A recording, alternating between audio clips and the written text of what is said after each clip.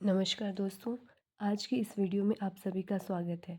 I hope आप सभी स्वस्थ होंगे और अच्छे से अपने एग्ज़ाम की तैयारी कर रहे होंगे। तो आज की इस वीडियो में हम जो टॉपिक कवर करेंगे वो है जेंडर एज सोशल कंस्ट्रक्ट, मतलब सामाजिक संरचना के रूप में लिंग। अब इसको समझने से पहले हम एक बात और है जिसे समझ लेते हैं, वो है इक्वालिटी और इक्विटी। इक्वालिटी और इक्विटी,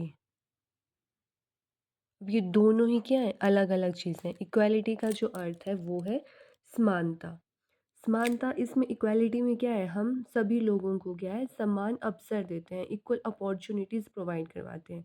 लेकिन इक्विटी क्या है, इसका अपोजिट है। इक्विटी में क्या है, जिस बच्चे को ज़रूरत है हम उसको अपॉर्चुनिटी प्रोवाइड करवाएंगे, अवसर प्रोवाइड करवाएंगे।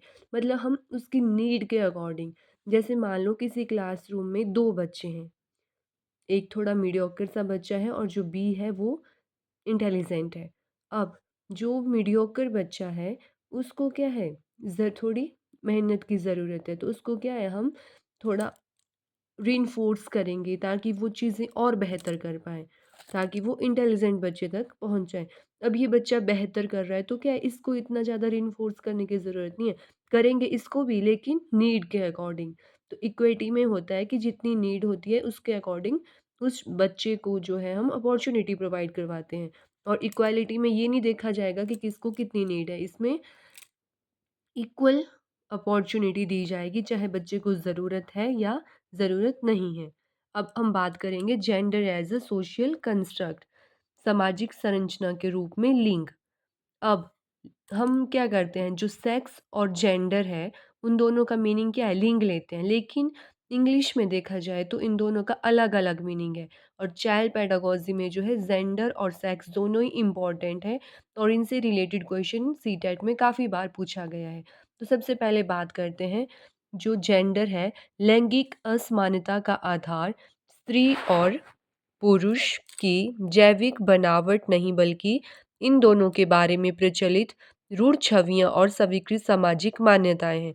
अब इसमें क्या कहा गया है कि जो लैंगिक असमानता है उसका आधार जो है स्त्री और पुरुष की, मतलब मेल और फीमेल, लड़का और लड़की की जो फिजिकल, जो शारीरिक बनावट है वो नहीं है। मतलब उसके आधार पर जो है लैंगिक असमानता नहीं होती, बल्कि इन दोनों के बारे में जो प्रचलित रूढ़िवादी धारणाएं हैं जो पुराने समय से चली आ रही हैं और जो स्वीकृत सामाजिक मान्यताएं वो हैं, उनके बेसिस पर जो है लैंगिक असमानता होती है। मतलब बायोलॉजिकल फैक्टर रिस्पॉन्सिबल नहीं है लैंगिक असमानता के लिए, बल्कि जो सोशल फैक्टर हैं, सोशल कंस्ट्रक्ट हैं, वो रिस्पॉन्सिबल है जेंडर लैंगिक असमानता के लिए। अब इनको अच्छे से समझ लेते हैं। जैसे आप इधर देखिएगा, जेंडर, उसका मीनिंग भी लिंग है, और सेक्स, सेक्स का मीनिंग भी क्या है, लिंग है। लेकिन इन दोनों में जो एक बहुत बड़ा डिफरेंस है, उसी में से एग्जाम में क्वेश्चन पूछा जाता है कि जो जेंडर है वो क्या है, वो एक सोशल कंस्ट्रक्ट है, सामाजिक संरचना है। और सेक्स, ये क्या है, बायोलॉजिकल कंस्ट्रक्ट है, जैविक संरचना है। मतलब जो लड़का लड़की है उनकी जो शारीरिक बनावट में अंतर है वो है हमारा बायोलॉजिकल कंस्ट्रक्ट। और सोशल कंस्ट्रक्ट, जो हमारे समाज में लड़का और लड़की को एक रोल दिया गया है, जैसे खाना लड़कियां बनाएंगी, बाहर का काम लड़के करेंगे, वो क्या है, एक सामाजिक संरचना है, सोशल कंस्ट्रक्ट है जो समाज द्वारा सेट किया गया है। तो वो आएगा जेंडर के अंदर। अब एग्जाम में क्वेश्चन पूछा जाता है तो वो क्या है, वो तो जेंडर और सेक्स दोनों के लिए लिंग वर्ड यूज करेंगे। तो अगर जेंडर से रिलेटेड क्वेश्चन आएगा तो जो इंग्लिश मीडियम में क्वेश्चन लिखा हुआ होगा उसको भी ज़रूर पढ़िएगा, वरना आप कंफ्यूज होकर इसका गलत आंसर दे सकते हैं। यहाँ से डायरेक्ट क्वेश्चन भी पूछा गया है कि जेंडर क्या है, सोशल कंस्ट्रक्ट है, बायोलॉजिकल कंस्ट्रक्ट है, या दोनों है, या दोनों ही नहीं है। तो ये क्या है, सोशल कंस्ट्रक्ट है। अब क्या है, जैसे सोशल कंस्ट्रक्ट हमारा समाज ही तो क्या है, समाज में पहले से प्रथा चली आ रही है कि जो लड़कियां हैं वो खाना बनाएंगी, घर का काम वो करेंगी, झाड़ू पोछा वो सारे काम जो है लड़कियां करेगी, और घर के बाहर कोई भी हार्ड वर्क है, ऑफिस वर्क है, वो लड़के करेंगे।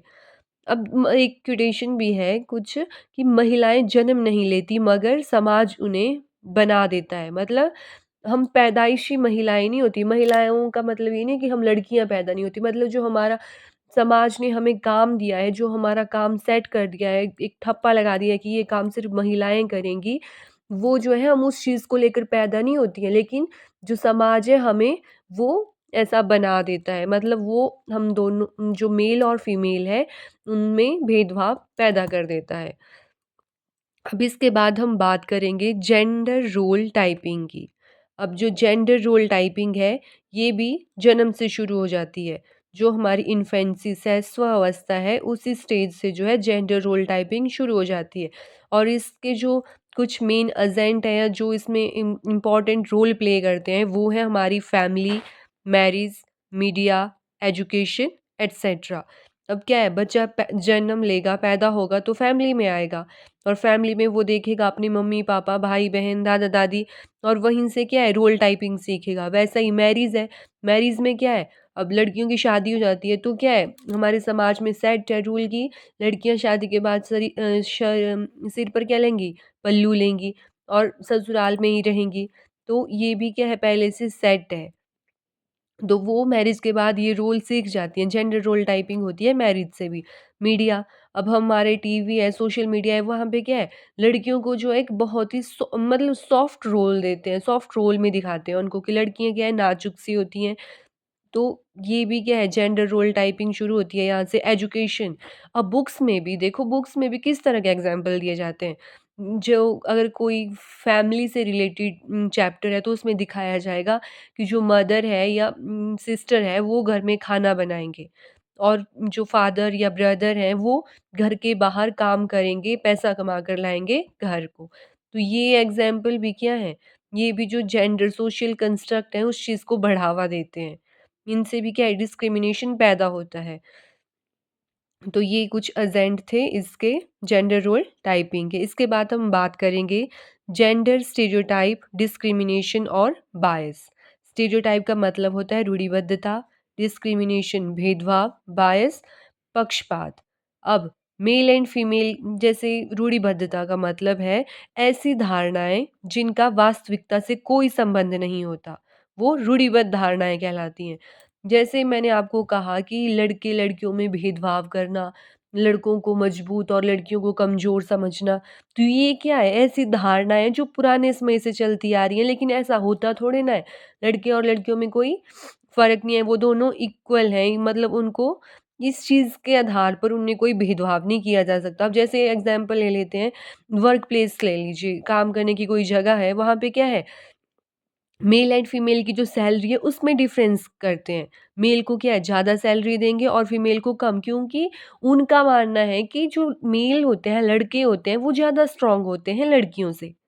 अब ये क्या है, पुराने समय से चलती आ रही एक धारणा है, लेकिन ऐसा कहीं पे लिखा थोड़े नहीं है। लिखा थोड़े ना है कि जो लड़के हैं वो ज़्यादा स्ट्रॉन्ग होंगे इसलिए उनको ज़्यादा सैलरी दी जाएगी और लड़कियाँ कमज़ोर हैं उनको कम सैलरी दी जाएगी, जबकि काम उनसे बराबर लिया जाएगा।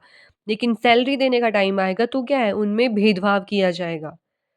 वैसा ही एक और एग्ज़ाम्पल है, हमारे समाज में चली आ रही है धारणा कि लड़के जो हैं वो काम करेंगे, मतलब लड़के का नौकरी करना ज़रूरी है, लड़की का इतना ज़रूरी नहीं है। जैसे शादी हो गई मान लो किसी लड़के की, अब वो जो उसकी वाइफ़ है, वो नौकरी कर रही है और लड़का कुछ नहीं कर रहा है, वो घर सँभाल रहा है। देखिए घर सँभालना भी अपने आप में एक बहुत बड़ा काम होता है। तो क्या है, जो लड़का घर में बैठेगा, घर देख सँभालेगा, उसको समाज ऐसी निगाहों से देखता है जैसे नज़रों से ही उसका खून कर दे वो। क्योंकि उनको ये चीज़ गँवारा नहीं है कि लड़का घर में बैठा है और लड़की काम कर रही है। अगर लड़का काम करेगा और लड़की घर में बैठेगी तो वो चीज़ चलेगी, लेकिन उल्टा नहीं होना चाहिए, या तो फिर दोनों काम कर लो।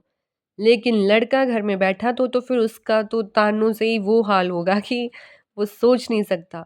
लेकिन हमारे इंडिया में जो है ये चीज़ थोड़ी कम भी है, क्योंकि या हमारे यहाँ क्या है, कुछ है ऐसे एग्ज़ाम्पल कि वहाँ पे लड़का है वो घर सँभाल रहा है, बच्चों को सँभाल रहा है, लड़की है वो जॉब कर रही है। अब हमारे देश में तो देखो जैसे प्राइम मिनिस्टर है, प्रेसिडेंट है, क्या है, लेडीज़ वुमेन रह चुकी हैं, तो यहाँ पे इतना नहीं है।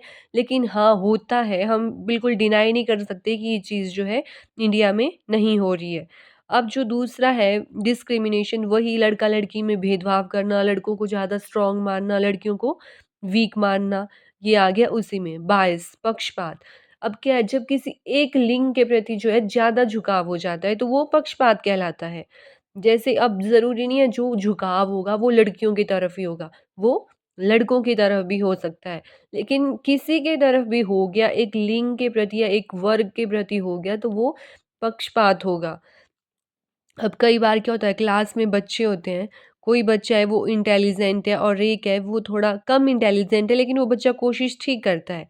लेकिन टीचर क्या करता है, जो इंटेलिजेंट है हमेशा उसी को क्या है, कोई क्वेश्चन पूछना है उसी से पूछेगा, उसी का एग्जाम्पल देंगे। जो दूसरा बच्चा कोशिश कर रहा है अगर उसको प्रेज़ नहीं करेंगे, उसके साथ क्या है, उसके प्रति झुकाव नहीं होगा, और जो अच्छा इंटेलिजेंट है उसी के प्रति ज़्यादा झुकाव रहेगा, तो वो क्या है, पक्षपात होता है वहाँ पे।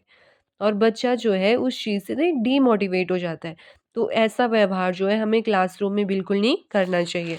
इसके बाद हम बात करेंगे एजुकेशन इम्प्लीकेशन की। अब जो इसकी एजुकेशन इम्प्लीकेशन है वो क्या है? अब हमें क्या करना चाहिए कि बच्चों के सामने न्यूट्रल लैंग्वेज का यूज़ करें। न्यूट्रल लैंग्वेज मतलब हमें जो शब्द हैं, उनका चयन जो है बहुत ही सोच समझ कर करना है बच्चों के सामने जब हम क्लासरूम में होते हैं। क्लासरूम में नहीं, घर में भी हम क्या है, हमें अच्छे से शब्दों का चयन करना चाहिए ताकि जो है बच्चे के ऊपर पॉज़िटिव इम्पैक्ट पड़े और वो लड़का-लड़की में भेद ना कर पाए। तो जैसे यहाँ से भी एक बार सी-टेट में क्वेश्चन पूछा गया है, ऑप्शन दिए गए थे कि camera person, cameraman, camera woman, इनमें से जो है एप्रोप्रिएट ऑप्शन कौन-सी है? तो क्या है न, कैमरा पर्सन जो है एक ऐसा वर्ड है जिसे हमें पता नहीं लग रहा है कि सामने वाला मेल है फीमेल है, मतलब ठीक है। दूसरा ऑप्शन है कैमरामैन, पता लग रहा है आदमी है, तो मतलब कैमरामैन बोलेंगे तो लड़कों हो जाता है, बच्चों के माइंड में बात आ जाती है कि सिर्फ ये काम क्या है, लड़के ही करते होंगे। या कैमरा वुमेन बोलेंगे तो भी ये काम क्या है, लड़कियां ही करती होंगी। तो हमें क्या है, हमें जो वर्ड यूज़ करना है वो करना है कैमरा पर्सन। इससे क्या होता है, इससे डिस्क्रिमिनेशन वाली फीलिंग नहीं आती, वो भेदभाव नहीं होता, मतलब बच्चों को लगता है कि ये काम क्या है, कॉमन है और कोई भी कर सकता है। उसी तरह वर्ड है डॉक्टर, अब डॉक्टर भी न्यूट्रल वर्ड है, अच्छा वर्ड है, उससे भी पता नहीं लगता कि सामने कौन है। उसी तरह हमें और शब्दों का चयन करना चाहिए, जैसे डॉक्टर, चेयरपर्सन, ये क्या है, टीचर, ये सारे क्या है, न्यूट्रल लैंग्वेज हैं ये, न्यूट्रल वर्ड हैं ये। हमें बच्चों के सामने जो है ऐसे ही वर्डों का यूज़ करना चाहिए। अब इसमें एक और बात है जेंडर कंसिस्टेंसी, इसका हमने सोशलाइज़ेशन में भी इसके बारे में डिस्कस किया था। और कोलरबर्ग ने जो है इससे रिलेटेड थियरी दी थी और उन्होंने कहा था कि जो 2 से 7 वर्ष की एज होती है, जो 2 से 7 वर्ष के जो बच्चे होते हैं, उनमें ये जो जेंडर कंसिस्टेंसी है, ये 2 से 7 साल तक जो चलने वाला प्रोसेस है। अब इसमें क्या होता है, जो 3 साढ़े 3 साल का बच्चा होता है, वो समझने लग जाता है कि जो जेंडर है, जो लिंग है, उसको हम बदल नहीं सकते। मतलब जैसे हम कपड़े बदल देते हैं, वैसे हम अपनी लिंग को चेंज नहीं कर सकते। क्योंकि क्या है, वो फिक्स है, उसको हम चाहकर भी चेंज नहीं कर सकते। तो ये था gender as a social construct के बारे में हमने डिस्कस किया, जिसमें हमने जेंडर और सेक्स के बारे में अलग-अलग से पढ़ा। Gender role typing, stereotype, discrimination, bias, इन सब टॉपिक्स के बारे में डिस्कस किया और ये टॉपिक जो है एग्ज़ाम के पॉइंट ऑफ व्यू से काफ़ी इम्पोर्टेंट है। आई होप आपको समझ आ गया होगा। अगर आपको कंटेंट अच्छा लगा, वीडियो पसंद आई तो लाइक, शेयर और सब्सक्राइब ज़रूर कीजिएगा। अगर इस टॉपिक से रिलेटेड कोई क्वेरी है या कोई क्वेश्चन है तो आप कमेंट सेक्शन में पूछ सकते हैं। तो ठीक है, इस वीडियो को यहीं पर समाप्त करते हैं। धन्यवाद।